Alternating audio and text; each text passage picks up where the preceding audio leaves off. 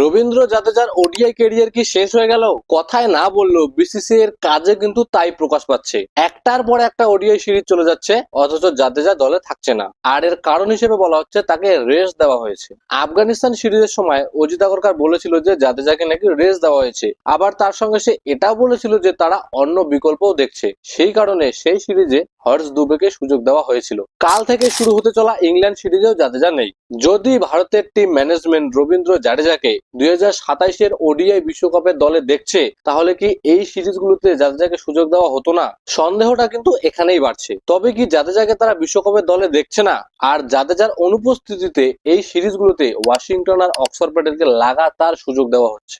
Jadeja last ODI match খেলেছে এবছরের জানুয়ারিতে নিউজিল্যান্ডের বিরুদ্ধে। সেই 3 ম্যাচের সিরিজে একটা উইকেটও পায়নি জাদেজা। তার আগে দক্ষিণ আফ্রিকা সিরিজেও 3 ম্যাচে মাত্র একটা উইকেট পেয়েছিল। তার মানে লাস্ট 6টা ওডিআই ম্যাচে জাদেজা পেয়েছে মাত্র একটা উইকেট। তাহলে কি জাদেজা আদৌ আগের মতো এফেক্টিভ ওডিআই বোলার এখনো আছে? আর এই ম্যাচগুলো কিন্তু সবগুলো হয়েছে ভারতের মাটিতে। ভারতের মাঠেও জাদেজা যদি 6 ম্যাচে একটা উইকেট পায়, তাহলে কি তাকে আদৌ ওডিআইতে এফেক্টিভ বোলার বলা সম্ভব এখন? ব্যাট হাতেও এই দুটো সিরিজে সেরকম বড় ইনিংস খেলতে পারেননি। আর শুধুমাত্র লাস্ট দুটো সিরিজ কেন, 2023-এর ওডিআই ওয়ার্ল্ড কাপের পর থেকে জাদেজার রেকর্ড কিন্তু খুব একটা ভালো না। 23 বিশ্বকাপের পর থেকে এখনো পর্যন্ত জাদেজা মোট 13টা ওডিআই ম্যাচ খেলেছেন। ব্যাট হাতে রান করেছেন 149, ব্যাটিং এভারেজ 29, আর এই 13 ম্যাচে উইকেট নিয়েছেন মাত্র 12টা, আর বোলিং এভারেজ 45। পরিষ্কার ভাবে বোঝা যাচ্ছে জাদেজা বল হাতে আগের মতো আর অতটা কার্যকরী এখন নেই। কিন্তু ভারতের কাছে কি বর্তমানে তার থেকেও বেটার অপশন আছে? তার পরিবর্তে ভারত ওয়াশিংটন আর অক্সফোর্ড প্যাটেলকে লাগাতার খেলাচ্ছে, কিন্তু তাদের দুজনের পারফরমেন্স কিরকম? 2023 বিশ্বকাপের পর থেকে যদি ওয়াশিংটন সুন্দরের পারফরমেন্স দেখি, এখনো পর্যন্ত খেলেছেন 14টা ম্যাচ, 14 ম্যাচে নিয়েছেন 14 উইকেট, আর তার বোলিং এভারেজ 30। আবার ব্যাট হাতে করেছেন 140 রান, ব্যাটিং এভারেজও মাত্র 14। আবার অক্সফোর্ড প্যাটেল 23 বিশ্বকাপের পর থেকে খেলেছেন 17টা ম্যাচ, নিয়েছেন 16 উইকেট, বোলিং এভারেজ 34, আর ব্যাট হাতে করেছেন 377 রান, ব্যাটিং এভারেজ 29। রেকর্ড যদি দেখেন তাহলে কিন্তু ক্লিয়ারলি বোলিং হাতে অক্সফোর্ড প্যাটেল আর ওয়াশিংটন জাদেজার থেকে অনেক ভালো পারফরমেন্স করেছে। কিন্তু ওয়াশিংটনের রিসেন্ট পারফরমেন্স খুবই খারাপ, তাকে আমরা ফুল কোটা বলও করতে দেখি না।